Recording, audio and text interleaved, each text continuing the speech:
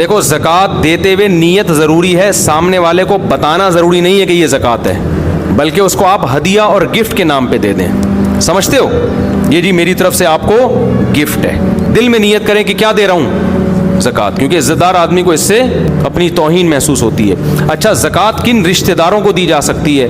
ابا کو, اماں کو نہیں دی جا سکتی, دادی, دادا, نانا, نانی کو نہیں دی جا سکتی, بیٹا, پوتا, بیٹی, پوتی, نواسی, نواسے, ان کو زکوٰۃ نہیں دی جا سکتی. یعنی جن کی آپ اولاد ہو یا جو آپ کی اولادیں ہیں, ان کو آپ زکوٰۃ نہیں دے سکتے. شوہر بیوی کو, بیوی شوہر کو زکوٰۃ نہیں دے سکتی. ان کے علاوہ جتنے بھی رشتے ہیں سب کو زکوٰۃ دے سکتے ہیں. بہن بھائیوں کو بھی دیا جا سکتا ہے, بھانجا بھتیجی کو بھی دیا جا سکتا ہے, ساس سسر کو بھی دی جا سکتی ہے, چچا ماموں کو بھی دی جا سکتی ہے, کزنوں کو بھی دی جا سکتی ہے, تمام رشتہ داروں کو دی جا سکتی ہے. ابا اماں, کیونکہ وجہ اس کی یہ ہے کہ ان کی تو ویسے ہی آپ کے ذمہ ہے نا کفالت. اچھا,